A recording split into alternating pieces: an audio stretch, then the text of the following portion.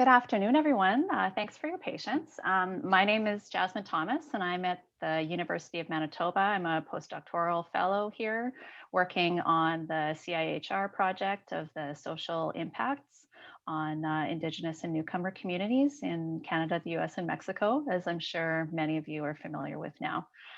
Today, our session will be discussing the challenges around conducting qualitative research, the challenges and the innovations and sort of the strategic approaches that we have taken, that we are planning.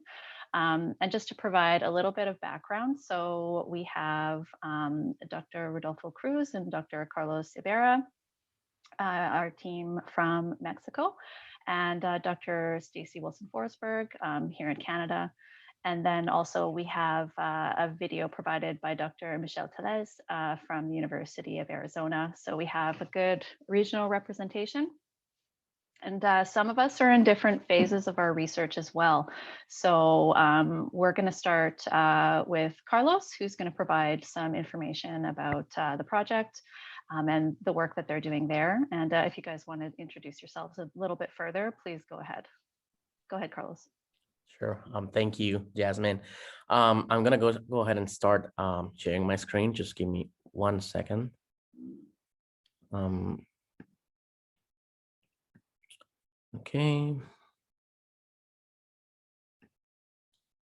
All right, just 1 second. I need to give permission here. Okay, wait. It's telling me to close the application so that it actually allows me to share the screen. So let me see. Is it okay if I just log back in? Yes, Yep, go ahead, sure. Carlos. Okay, thank you. So just while we're waiting, our folks, the team in Mexico, the field work there has already been underway. So they will have some preliminary findings to share. Whereas the team in Canada and the United States, we're still in the preliminary planning phases. So Okay. we've heard a little bit about this, but yes, try again, Carlos. I'm back. I'm sorry about that. Don't apologize, you know. Okay, there it goes. Are you able to see the presentation? Yes, go ahead. Yes. All right. So thank you again for inviting us to share our progress. As Jasmine introduced me, my name is Carlos, and I've been working as a research assistant for Dr. Rodolfo Cruz. And we've been working on the impact that COVID has had on immigrants and newcomers in Mexico, in Mexico's borders. Now, we're still in the fieldwork phase, and we wanted to talk to you about some of the challenges and strategies that we've had to implement in order to successfully obtain data during the lockdowns. Before going fully into it, let's talk a little bit about the context, which we reckon is vastly different from the experiences that we've heard from Canada and the US, at least from an ethnographic perspective. So okay, the first registered case of COVID happened at the beginning of 2020, and the Mexican authorities were put under alert for the first time on February the 1st, when it was reported that a Chinese national with symptoms had stayed at a famous hotel chain in Mexico City in late January 2020. So so many events stemmed from this, but we will not get into detail because that's not the time constraints, and that's not the purpose of this presentation. So flash forward to March 14, 2020, and that's when the lockdowns officially started in the country. On March 14, many in-person activities were suspended and the safe distance protocol was enabled. Mind you, this was supposed to last just until April 20. Alas, those 2 weeks turned out to be more than a year and counting. By March 20, the US-Mexico border was and still continues to be partially closed. And by that, I mean that you cannot cross the border if you are not a US citizen, a US resident, or an essential worker.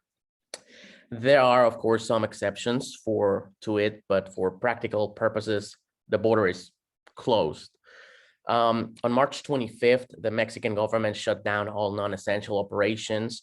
By March 26th, most gatherings and social events began switching to online platforms.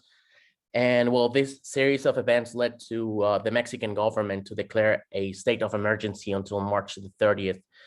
And that's when they suspended every single non-essential activity.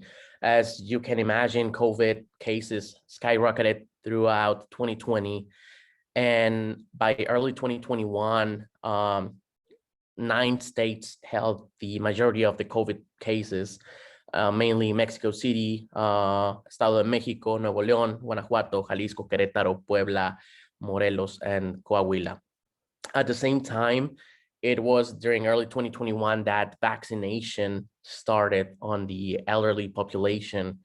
Ever since, the hazard of contagion has been measured by a color-coded system, which goes from red and then goes through orange, yellow, green. Sometimes they even throw in the purple color.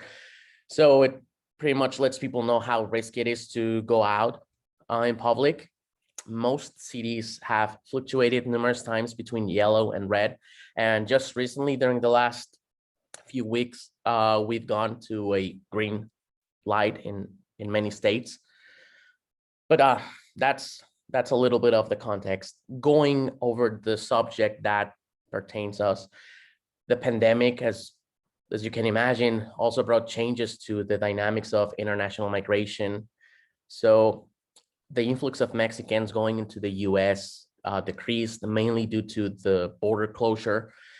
But this closure also increased the number of stranded newcomers from Central America, mainly Honduras, El Salvador, Guatemala, and the Caribbean and some Caribbean countries, specifically Cuba and Haiti.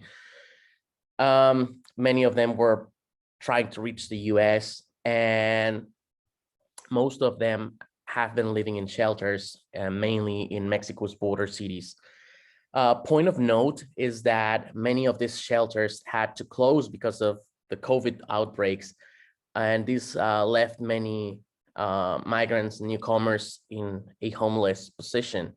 On top of this, the US increased the rate of express deportations, and they halted the asylum interviews that were scheduled under the migrant protection protocols. So those shelters that were not forced to close did implement a series of actions intended to prevent possible outbreaks, such as screening methods, safe distance, and face mask protocols.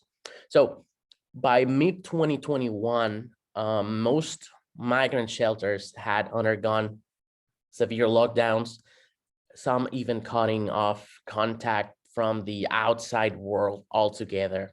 And I'm talking about a full enforced quarantine. And this was, and kind of still is, the situation that we had to face when we were discussing how to get people interviewed. So before moving on, let's just state for the record that so far, last I checked, the Mexican government had managed to vaccinate about 41.4 million people in the country, although only 17.5 million have been fully vaccinated. So we're talking about roughly a 30% of the population, or 30% if we only take into account fully vaccinated people. Okay, so back to our work. Currently, we are trying to register the experiences and the narratives of those migrants that arrived and or got stranded in Mexico. In order to diversify the nature of the narratives, fieldwork has been taking place in Mexico's most important border cities, which are Tijuana, Juarez, and Matamoros in the US-Mexico border, and Tapachula in the Mexico-Guatemala border. Our starting goal was to get 40 to 50 in-depth interviews, evenly distributed among these 4 border cities. And when we pitched the idea, we wanted to take into account the migration patterns that had began to appear since 2018. And by this, I mean that, as you all know, even though there has always been a continuous influx of newcomers, migrants, given Mexico's geographical position next to the US. Migrants from specific countries began to concentrate in specific cities. And as such, by 2019, most newcomers stranded in our target cities were essentially from 4 distinct nationalities: Cuban, Salvadorian, Honduran, and Nicaraguan, 5 nationalities, and Haitian. Considering this, it was determined that the interviews conducted for this project should take into account this 5 nationalities. Once this was settled, we designed an interview guide, which was, its main purpose was to tackle specific topics during each open-ended interview. Even though you see a list of questions and key topics on screen, they are not supposed to be necessarily asked the way they are written or in that particular order. After all, the important thing is to get our interviewees interested in the interview itself so that they share their personal experiences regarding COVID and their migratory trajectories.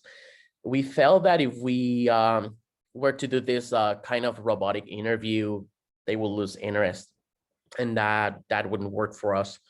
As you can see, we decided to use 3 general sections, one designed for, basic information such as country of origin, age, gender, etc. Then we move to their migratory record just to have a general idea on what they have, where they have been and how they got here. And finally, a COVID specific section. Some of the topics in the COVID section were taken from the surveys that the quantitative team has been doing for the past year. And the idea was to have some common ground for when the writing and the analytical process begins. So after we managed to put together this plan to go out in the field, we still had to look at the elephant in the room. COVID still around. And virtual interviews were out of the question, given the conditions that most migrants have to endure and the infrastructure that many shelters lack. Plus, they were still in lockdown, or at least some form of it. And they are very cautious of external people coming into interview, which makes total sense. I mean, so we were wondering, how are we going to be able to get those 40 to 50 interviews like this? The way we looked at it, we had 3 big hurdles / challenges that we had to overcome. So there were the lockdowns themselves, and closely related to this, there was the fear of contagion and our favorite friend, red tape. In order to tackle the situation, we figured that we had several options. Either we waited for any of the shelters to ease off on, with their restrictions to grant us access, or we could go out by ourselves. Mind you, we didn't plan to just go out onto the field to see what happened. At first, we relied on the snowball technique or snowball sampling, since we had recently worked on other projects related to this subject. And unsurprisingly, it worked very well. In fact, many of the interviews that we have obtained so far were booked thanks to taking advantage of previously established networks and using snowball sampling. Now, I am a patient person, but sometimes getting an answer or an authorization from some of your institutional or NGO contacts can take a while. And given the uncertainty of the whole COVID situation, there is another technique that we have been using, which pretty much consists, and I'm making quotation, like this big quotation marks, staking out. well-known places in which newcomers and migrants hang and or work. Now, I want to be very careful because there's always this slippery slope in regards to the ethics of, staking out, since, it could turn into plain stalking or even intimidation. And that is definitely not what we were aiming for here. We have to always keep in mind that we're working with people. So empathy is a must, and it has to be in my opinion, it has to be the top priority always. I know that we are tight on time, so I'll give you one quick example. For the Tijuana case, we decided to go with this strategy after we determined that it was going to be almost impossible to get permission in time for, from the shelters and some NGOs to actually interview people inside their premises. Now, Tijuana is a city in which its downtown part is located at approximately 500 yards from the most active land port of entry into the probably the entire world, though don't quote me on that. I need to double check that. If you look at the map on screen, you can see that most of the activity flows and spreads along the main avenue, which is Avenida Revolucion. And we have quite a lot of migrant shelters around the area. Many of them offer assistance, not just to the migrant population, but also to deported Mexicans and homeless people. And ever since the US-Mexico border closed, there has been a migrant camp located next to the San Isidro pedestrian crossing, which is on screen. You can see an actual tent here just to symbolize it. Towards the end, I'm going to show you a picture of how it actually looks like. So taking this into account, we started to learn the area. So we just walked it for several times for a couple of weeks. And then we started to notice places in which migrants, the migrant population hanged. Now, you might be asking, how did you know that they were migrants? And this is why it's very important to walk the streets. Walking allows you to listen. And every now and then we could hear the different accents spoken. And I know this is very vague, but that's when you can determine if you can approach the person to introduce yourself and to establish as much rapport as you can without appearing threatening to the person. Once you manage that first connection, it becomes easier to determine if the individual is eligible for the study. For our particular case, the only selection criteria that we had was that potential interviewees were supposed to have arrived in Mexico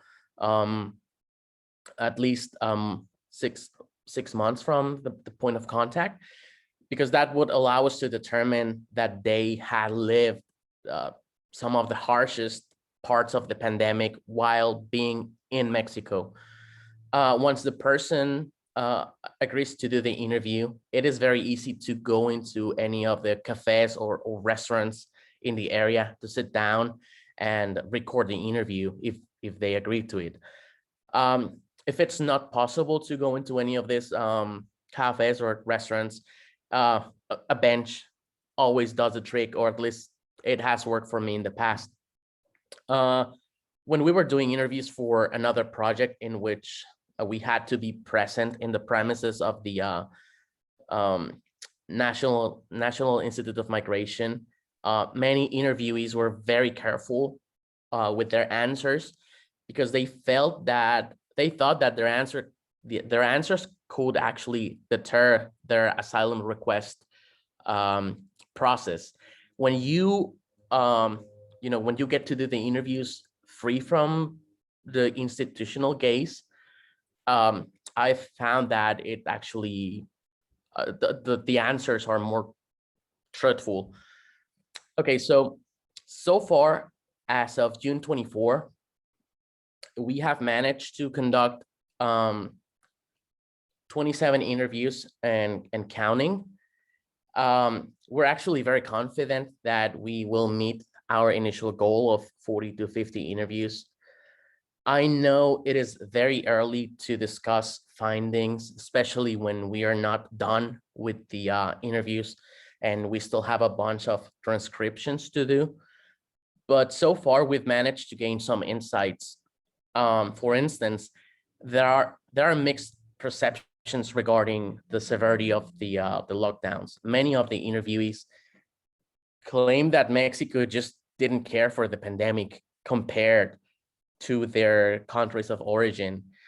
Um, the isolation effects also, they claim that, well, we could see that the more severe effects were among those interviewees that actually work in the I'm going to say the educational field or on indoor jobs, because they have to pretty much stay at home because some companies actually provide them with internet access and the means to do their jobs online. Although they are definitely a minority, since most of the interviewees work in-person jobs. Now, this other thing is interesting, but it is way too early to determine if it will hold towards the end. Um, there are mixed perceptions regarding discrimination and COVID. And by this, I mean that COVID doesn't seem to be a factor. And this is actually very sad. COVID doesn't seem to be a factor when the Mexican population discriminates against migrants and newcomers, which at first you might think, oh, cool, Mexico is not, racist or xenophobic at all. Unfortunately, our interview is mentioned that it's not that Mexico is not discriminating against them. It's just that they don't use COVID as an excuse to discriminate against them. So, it's just the usual regular kind of ethnic / national discrimination for Mexico with or without COVID. So I believe, I don't know how's my time, but this last slide, it's a picture of how the migrant camp looks like. This is pretty much a few yards away from the pedestrian crossing into San Isidro, which is close, or it's part of the San Diego metropolitan area. That will be all on our part. So thank you.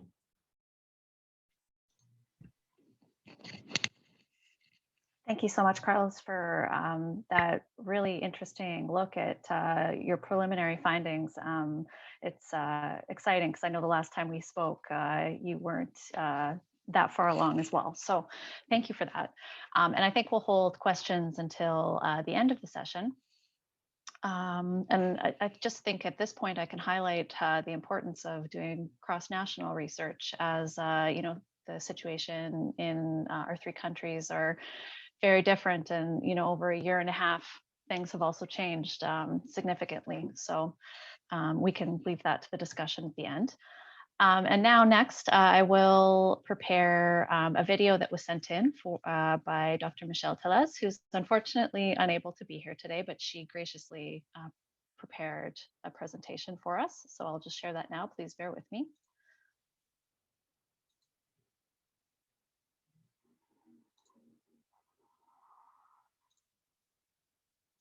Greetings, it's a pleasure to form part of this conference in this medium. And my name is Dr. Michelle Tellez, and I'm speaking to you from O'Atham Territories, also known as Tucson, Arizona. And I'm an associate professor in the Department of Mexican American Studies at the University of Arizona. And so I just want to talk briefly about the work that we're going to be doing this summer as part of this larger project, the socioeconomic impacts of COVID-19 on Indigenous peoples and newcomers across, these three countries. And I am situated here in the southern Arizona region. And I'm working with two research assistants, Alejandra Encinas Garcia and Erica Tenorio, who have been supporting the larger project in their work, creating fact sheets and working through some of the areas that we want to focus on here in terms of finding the best suited communities to interview. And so what we hope to do is to gather interviews with migrant and indigenous communities across southern Arizona, and we're defining southern Arizona um, just south of the Phoenix area, just east of or as far east, I'm sorry, as Douglas, Arizona, and as far west as Yuma. And so this will bring in a small radius. We're hoping to gather interviews with 50 participants, and we want to ask them specifically how their roles in migration, and then in their own indigenous communities, how COVID has impacted them. Now, we know that border communities have been differentially impacted by COVID-19.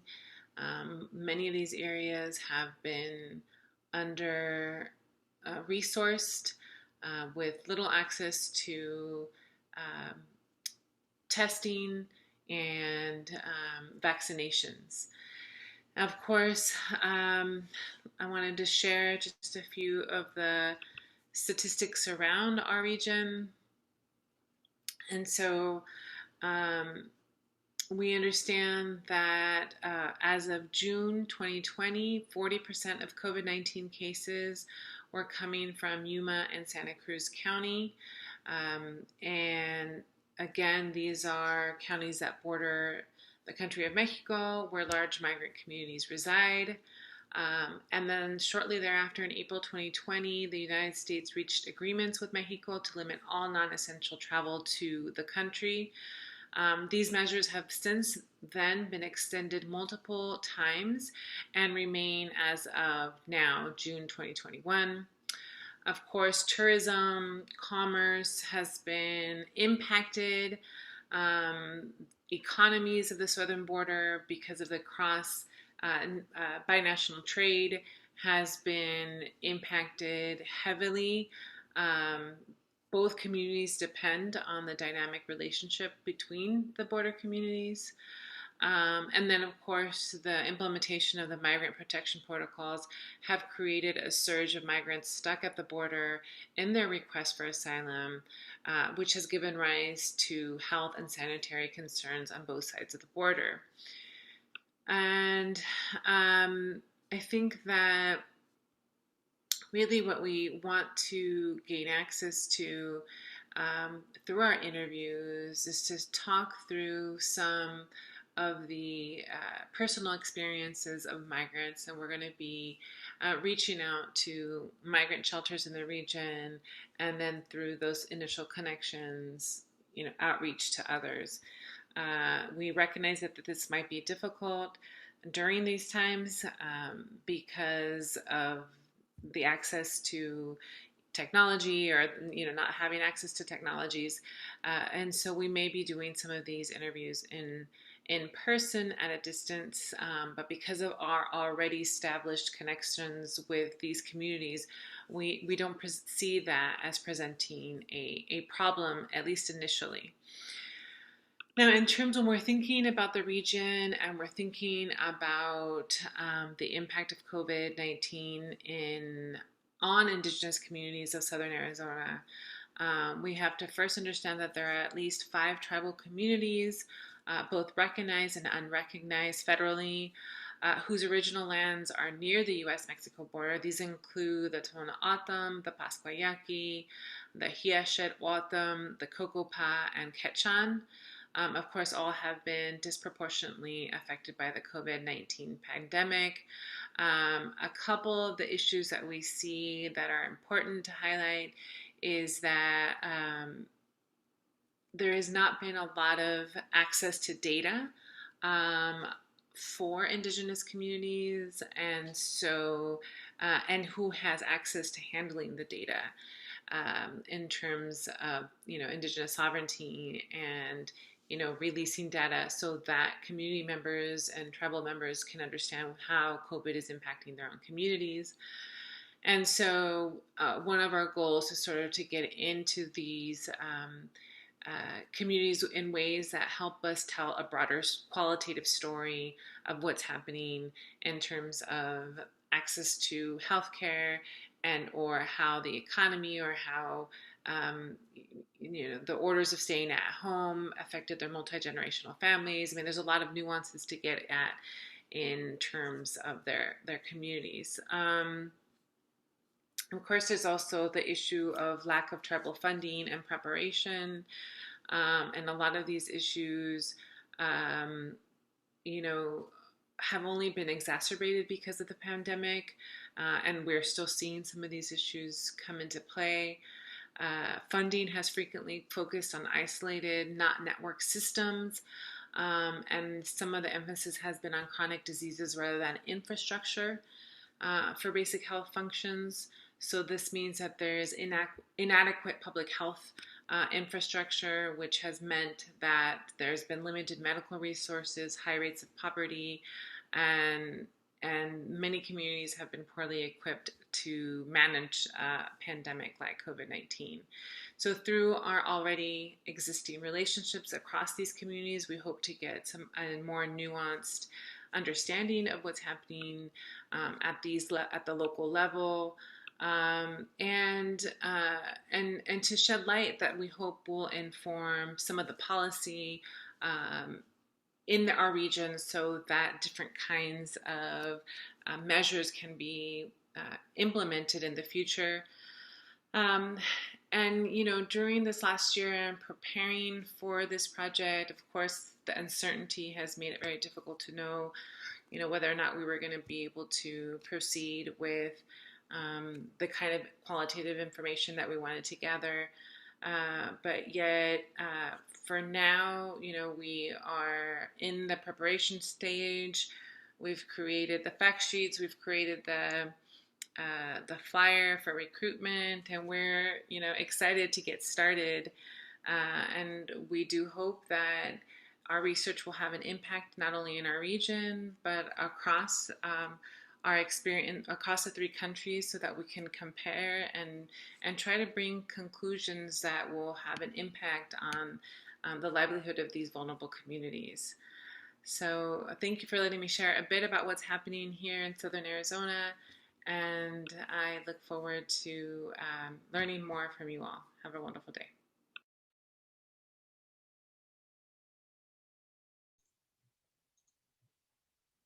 Okay, and thank you so much for Michelle for providing that background. And as the weeks go on, we will have more content posted to our website, including some of the fact sheets that she mentioned, as well, just some more contextual information about the various sites that we're conducting qualitative research at. And so now I will turn it over to Dr. Stacy Wilson-Forsberg to discuss some of the Canadian perspectives. Hi, everybody. Thanks for inviting me here today.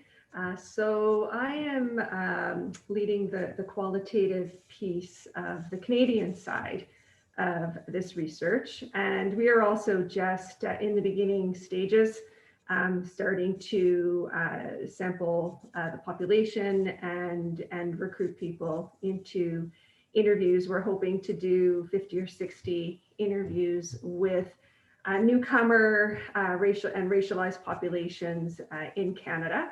Canada is a big country. We're hoping to take a bit of a regional approach. I'm coming to you today from Southern Ontario. I'm about an hour south of Toronto, but we have a research team across Canada. We have one member in Atlantic Canada, another in Manitoba, and so we're looking to get a nice little regional picture of what's happening in Canada. So the context here is a little bit like the United States, but quite a bit different than Mexico, because the newcomer population was already here. Our borders have been closed, international flights have been limited, so Canada really hasn't been receiving a lot of people per se. So the people would have been here before the pandemic began. We're primarily going to look at populations who are the hardest to reach, perhaps the most vulnerable of newcomer and racialized populations. So for newcomers, a lot of these people will have refugee backgrounds, which is really my area of study. And we're hoping to access some of the temporary farm migrants who come here, mostly from Mexico and Jamaica as well. These populations have been hard hit by COVID. Our survey data already tells us that, and here in Ontario, we hear about it daily, that people, newcomer populations, racialized populations do tend to work in frontline jobs. They weren't able to work from home. A lot of people involved in the food processing industry. Just outside of Toronto, there's a municipality called Peel, Brampton, Mississauga, very big, large suburbs of Toronto. Their rates of COVID were very, very high because of the food processing industry and the trucking industry going back and forth to the United States. So they were hit quite hard by that. As far as COVID in the Canadian context, overall the country's gone through 3 big waves of COVID, each province happening at different times and handling it differently. Our healthcare system in Canada is provincial jurisdiction, so each province would be handling vaccinations and the response to COVID. Here in Ontario, we just came out of the 3rd wave. We've been locked down pretty much consistently since November in this area. Sometimes we came up a little bit for air, but for the most part, we've been locked down. Kids have been out of school. We've been at home. I haven't been to the university in 14 months now. So we just finished the 3rd wave. The numbers were really high a couple of months ago with different variants going around. About 2 months ago, Ontario hit the 5,000 a day mark with COVID. However, the vaccination campaign's been going very, very well. And today there were only 200 cases in Ontario. And I think we're at, let me think, I watch it closely. I just got my 2nd dose. So we're at, I think, about 78% partially vaccinated and 38% fully vaccinated. And it's moving quite quickly, again, depending on the province. So that's the general context. We're just beginning the research here. However, I've been working with a specific population with refugee backgrounds for about a year now, doing another COVID response study. And this particular population is working with mothers with refugee backgrounds from Somalia, mothers who would have spent a very long time in protracted situations in refugee camps before coming to Canada. And specifically, I'm looking at how they're managing to help with their children's schoolwork during COVID as the kids were locked down and at home. Not easy. It's definitely been a huge challenge to do any kind of qualitative research during all of these intermittent lockdowns. The biggest challenge would be, of course, the institution itself, the university, and not to blame the university when everyone had to pivot so fast and try to figure out new rules during the beginning of the pandemic. Getting through the Research Ethics Board has been quite difficult. I received it was SHRC rapid response funding last summer for something that was supposed to be done fast. The original project took about 9 weeks to get through when the questions were simply asking, how are you helping your kids with homework? And originally we thought, okay, we're going to do the research remotely. We had no choice. We couldn't do it in person. And we began to try to use technology like Zoom, although Zoom we weren't allowed to use. We had to use another technology, Microsoft Teams. Turns out it didn't matter because most of the women had quite low literacy rates anyway and couldn't use the computer. So we had to switch to the phone. And in the end, the phone worked, but somewhere in the middle, I went back to the Research Ethics Board to see if I could get the research done in person, stating that, the moms couldn't be on the computer. because of language barrier and because of some lower literacy rates. I got to do it in person, but then by the time I was done with the consent form and all of the COVID protocols written on the consent form, it was 6 pages long. And again, dealing with moms whose first language is in English, who have a hard time reading and understanding the words. So it was definitely a challenge. But in the end, we were able to do quite a few interviews over the telephone. And some of the big challenges, and they're quite universal. Another thing we're finding with the qualitative research, and I think it will be the same with this COVID-19 study, it gets saturated quite quickly, the data. They're all saying the same thing. They're all facing the same challenges. And of course, isolation, being part of a very collective Somali community and not being able to have access to your friends and not being able to cook together and share food. So the isolation, being cut off from services. We work with a community organization very closely on this research, and they're part of a lot of the research that we do, which is another issue. Getting the university on community engaged research to really trust the community partner and trust the fact that the community partner already has COVID restrictions in place, and they're giving out masks and they're using the hand sanitizer and they're following all the rules, and to trust that that's in place without us having to go through it all again as researchers. Losing contact with, not contact, I mean, they had contact with them, but missing that in-person services that the community organization could give to the moms and their kids to help with homework and schoolwork. The digital divide, of course, was huge, not so much for the kids. The kids could use the computers. The high schools in that particular school district were giving them laptops, Chromebooks to take home. So they did have access to the technology. The little kids didn't. So a lot of siblings had to share computers and classes were going on at different times. Some of these moms had 11 kids in the house. And the mothers not understanding the technology and not being able to help their children with it and just not knowing what's going on. When your kids are in the room and they shut the door and nobody knows if they're doing homework or playing video games, which is my child as well. So school at home generally very, very challenging for these families. Another big issue was space. These were very, very large families. They're in small houses. How do you give all of the kids a quiet study space, a table and a chair?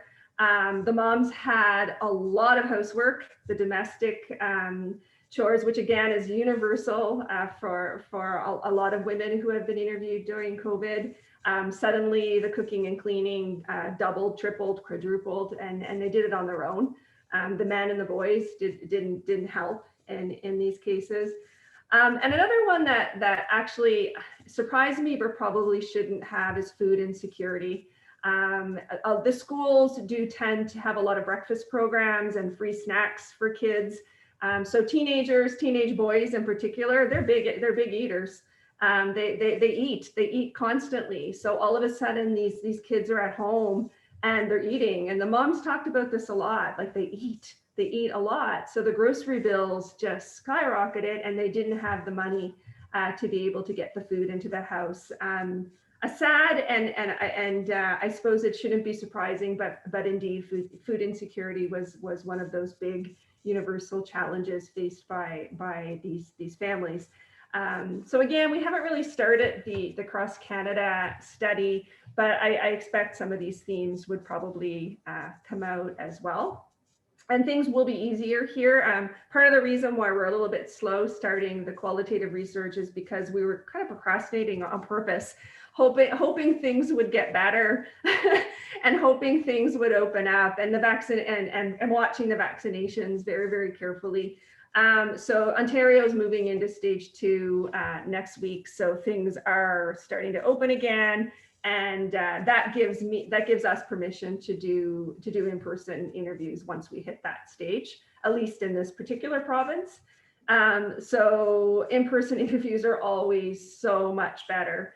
You have, if you don't have an interpreter with you, body language and hand gestures and repeating and speaking. But I think I think I know when I speak Spanish on the phone, it terrifies me. And I'm quite fluent in Spanish, but I'm very uncomfortable not speaking my own language on the phone when I can't see the other person.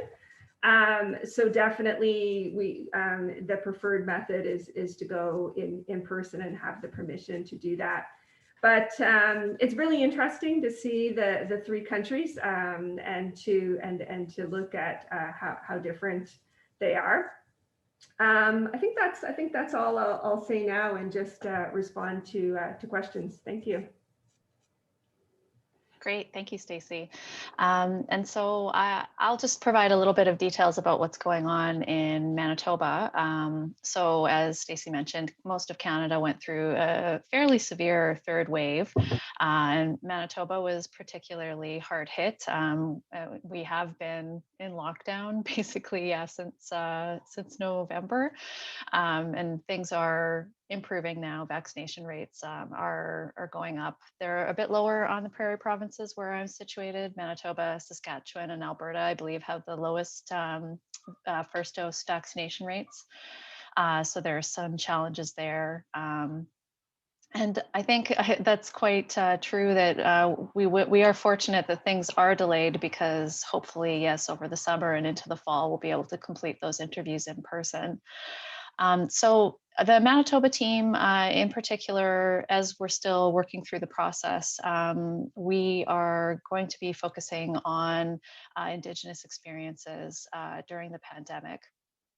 And we'll be working with organizations such as the Métis organizations in the city. But I think one thing that's important to note, that we are also very interested in sort of the creative solutions that communities are implementing. So for example, many reserves took control of their borders and who was able to enter into community. As well, there's a sort of a novel social media vaccination drive amongst Indigenous communities. And so we're really interested in some of those strategies that sort of get past all the doom and gloom, and show how communities are working together, such as mutual aid networks, hamper drives that have gone to help, urban Indigenous and newcomer communities as well.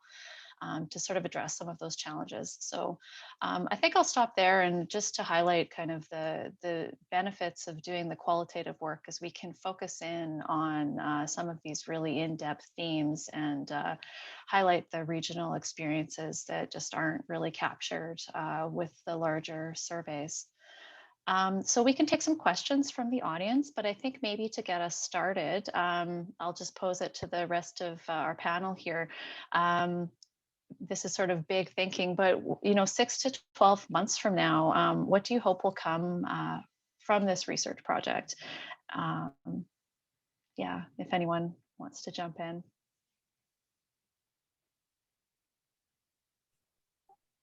Go ahead, Carlos. Okay, well, I think that 12 months from now, we're going to have a pretty good grasp of how COVID has actually impacted migrant populations. One of the things that I'm actually very eager to read about when my other colleagues finish their field work, and they share their findings, is I joke a lot about this when we have our meetings.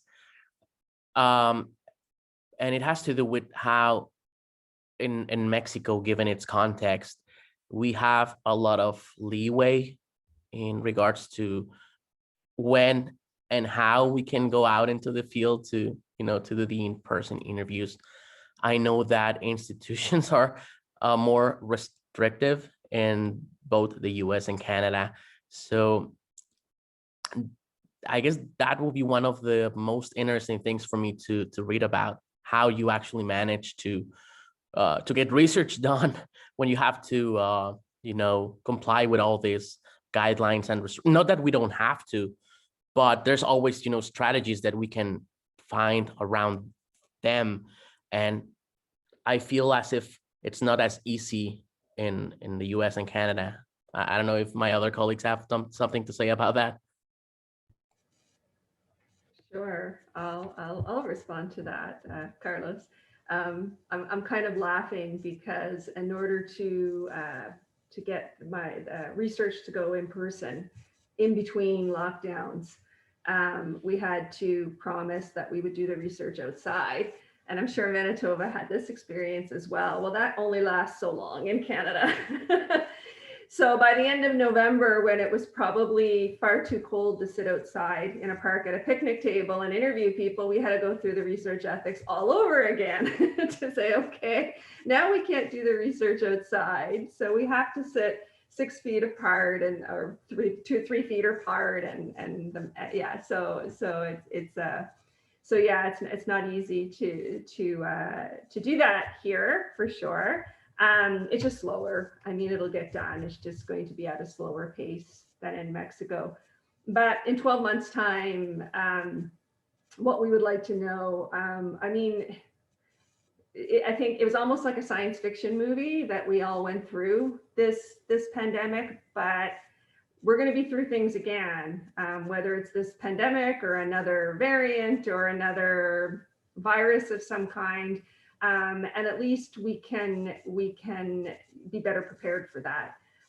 Knowing, for example, that the migrant population in all three countries are impacted in different ways is really, really important to know, so that the government can act fast. For example, here in Ontario, originally they were vaccinating according to age, going with the oldest, and of course they had to get the people in the long-term care homes, the people, the older people vaccinated first because they were being impacted at a horrible rate. But eventually, during, I don't know if it was the second wave or the third wave, they figured out that the people who were working in warehousing and food processing were being impacted at very high rates. And most of those people are racialized people, whether they be newcomers or part of some ethnic community. In Brampton, it was the South Asian community that was impacted. And it took them too long to figure that out. By the time they figured that out, the third wave was exploding because these people were working in the Amazon warehouses, were working in food processing.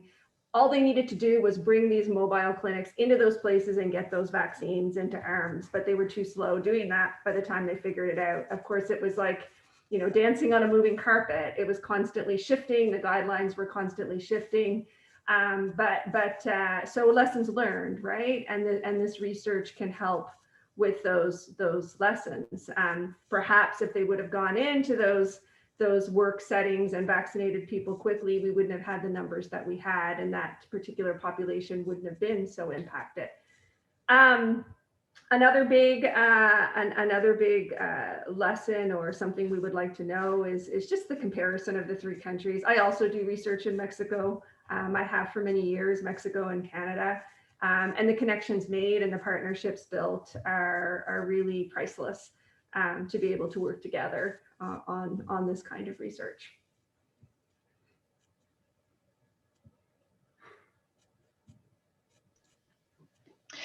Yes, and just the differences between the three countries and the institutional differences, and you know, the challenges around ethics, and yeah, it's been quite an interesting roller coaster. For me, I really just hope that policymakers, as well as the population, the general population, are more aware of how this pandemic has impacted communities differently.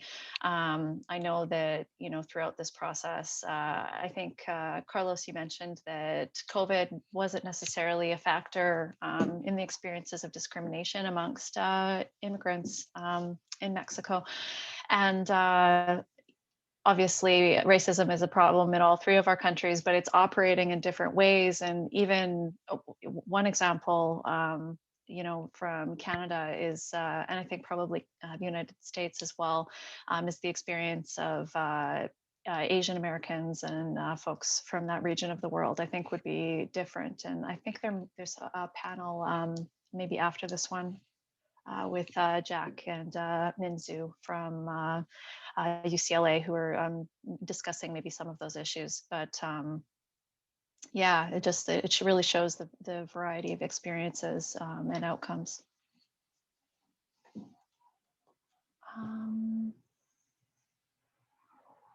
Yeah, go ahead, Carlos. Yeah, I just wanted to say something real quick. Another thing that I really hope that this study works for is that I'm not sure how familiar all of you are with how news about COVID have been managed in Mexico, but generally the government tends to downplay the impact of COVID, and not just among the general population, but among migrants as well. I was checking a bunch of news articles prior to this event, and according to official numbers from the government, ever since the pandemic started, only barely 2,000 migrants, newcomers, have been impacted by COVID, which that's that's ridiculous. It's I guess it's statistically impossible for just 2,000 migrants to be affected by COVID. So maybe this the findings that will be published once this is done will help to counter that idea that nothing is happening in Mexico. I mean, nothing with quotation marks.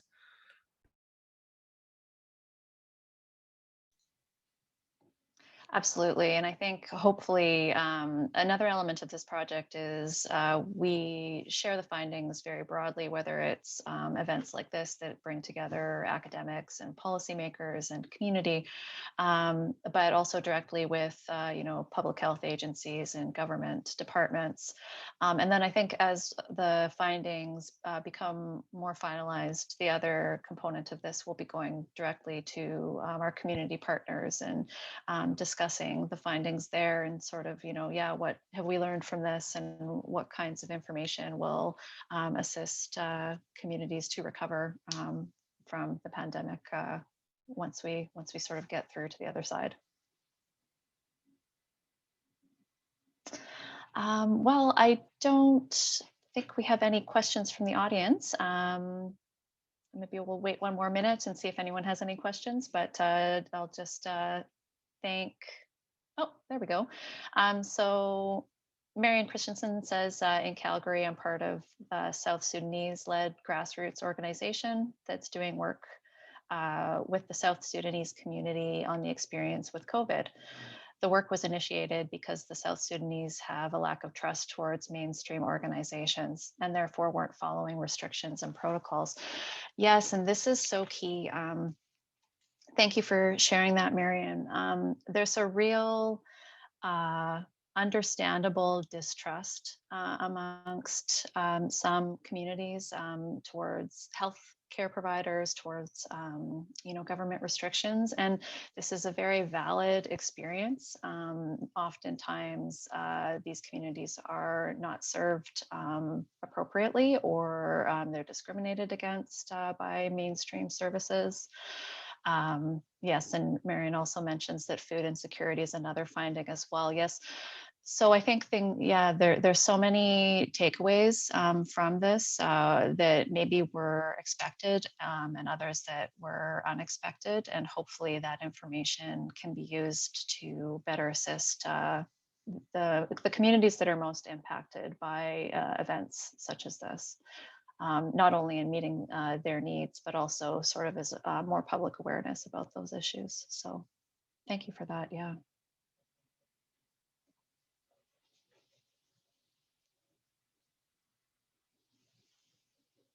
Any other comments from our panelists today?